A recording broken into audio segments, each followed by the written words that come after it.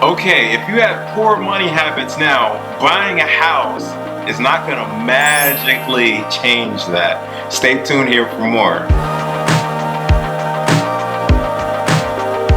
Alright, my name is Jay from Epic, Empower People, Empower Change.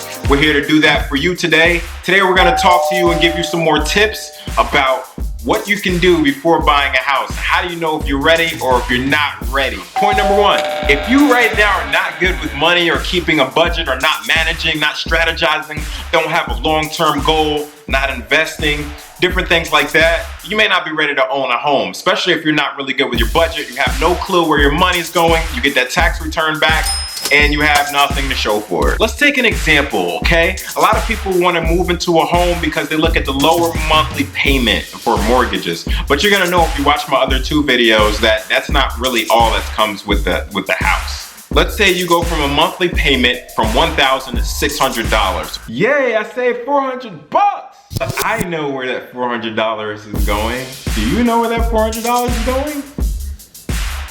Exactly. So in your mind, you plan to do all of this stuff with the extra $400. Like, oh, I'm gonna, that'll allow me to save a whole bunch of money because I'll have a lower monthly payment for my mortgage and I'll be saving that $400. No, you won't. It just won't happen. I'm sorry.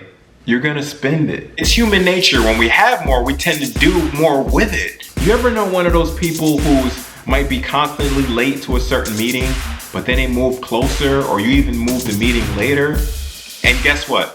You're still late.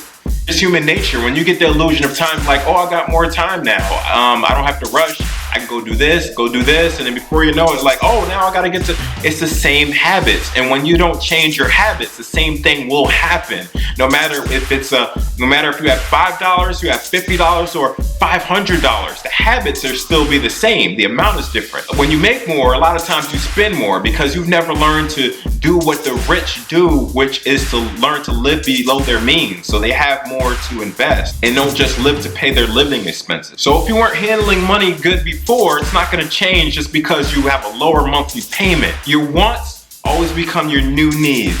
Wants become your needs. Wants become your needs. So for example, if your shoes were getting old and the stitching started to come up a little bit, the old you, which made less, would be like, well, I could go a couple more months. So I really need some new ones. I can clean these up. Nobody really noticed. I'm cool. Now it's like, well, I need a new pair of shoes, like right now.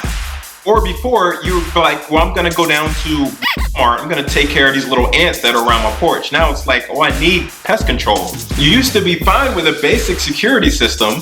Now it seems like you absolutely gotta have indoor cameras, spotlights, mobile security control. I need the glass protectors, cameras outside, floodlights, guard dog, motion sensors, gators in the drawbridge. I'm not saying any of those things are bad. I love security systems. I have one as well. I just want you to realize that when you make more, you spend more, or when you have more money, you tend to spend more if you don't have it planned out in your head to live below your means and be intentional with that money. It's just human nature. So it's not just the income issue. Oh, I need a raise. No, sometimes it's just you simply need to learn to manage what you have in front of you better. Point number two, no emergency fund in place. Before you get in the house, I would definitely recommend save up at least 3 to 6 months of worth of emergency fund before you even move into the home. It's insurance for yourself. You don't know what's coming down the road. You can't predict the future. Hello, McFly. I just dated myself with that reference. I did that for you. Be prepared in your budget. You know that things are gonna change over time. Point number three, before you even get inside of the house, there are things that you have to do ahead of time. Moving costs. Whether you're gonna hire a moving company or you're gonna gather your friends together and pay them with pizza, there's still a cost involved there. Closing costs. You have to just see how that's gonna be a part of the deal. Home inspection and appraisal. Please get those two things done. Definitely. Do not buy a house without getting it inspected first and appraised. So you're buying it for what it's worth and you find out if there's any cracks in the foundation or anything. You just don't wanna go into it blind. That's the whole purpose of these videos. We just want you to make a well-informed decision. You're gonna do what you're gonna do. I'm not gonna live at your house. I'll come eat your food if you invite me over, but I'm not gonna live there. So in the end, you're gonna have to live with it. These are things based on what I've learned over time, the mistakes that we've made when we bought a house, and so we know what to do better next time. but I want to share it with you today. Last note, please don't have somebody co-sign for your house, or don't co-sign for anybody else's house, because you can't guarantee that. It's a real big risk. Maybe they're not financially stable or prepared, so you co-signing will not help in the end, especially if it's brought upon yourself when they can't pay it, or vice versa. You put somebody in a difficult predicament now that they have to help pay for your house, or they get in trouble for that loan too, because unfortunately you weren't able to handle your mortgage. Now, I know that there are extreme situations of hardship.